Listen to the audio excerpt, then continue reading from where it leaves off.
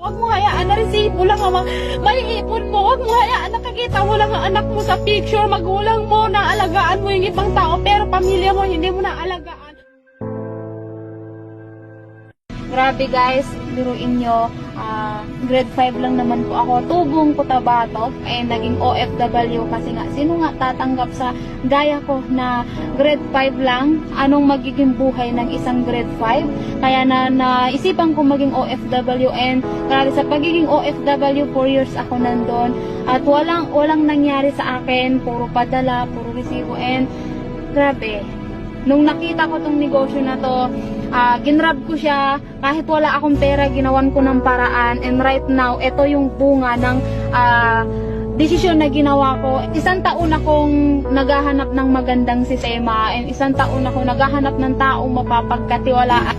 Lagi kong sinasabi, hindi sapat ang salamat sa taong to, kasi tinuruan niya ako, pero ina isang grade 5, nagkaroon ng resulta, tinulungan magkaroon ng magandang income, at the same time ngayon kumikita na rin po ako ng 6-figure a month.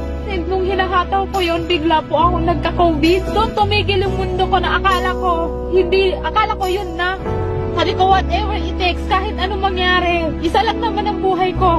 Ito para sa anak ko, ginawa ko kahit na nakikipagsapalaran ako sa COVID, ginawa ko yung negosyo, nuloy ko yung goal. December, rinigaluhan ko ang sarili ko ng cheque na 243,000 pesos. Guys, sabi ko, iririgalo ko sa sarili ko sa birthday ko. Hindi lang yun ang binigay, kundi first car, sasakyan.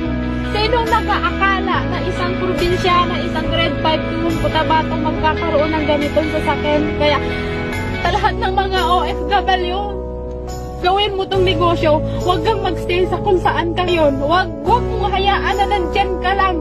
Huwag mong hayaan na dyan ka lang iikot sa 4 na sulok ng bahay ng amo mo. Huwag mong hayaan na resibo lang ang may ipon mo. Huwag mong hayaan na nakakita mo lang ang anak mo sa picture, magulang mo, naalagaan mo yung ibang tao, pero pamilya mo hindi mo naalagaan. Gawin mo tong negosyo na to. Magtiwala ka sa taong nag-invite sa'yo. Magtiwala ka.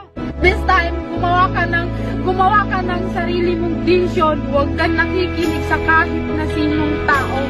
Kasi ikaw lang naman magpapayaman sa sarili mo. Kasi kung nagawa ko, magagawa mo rin.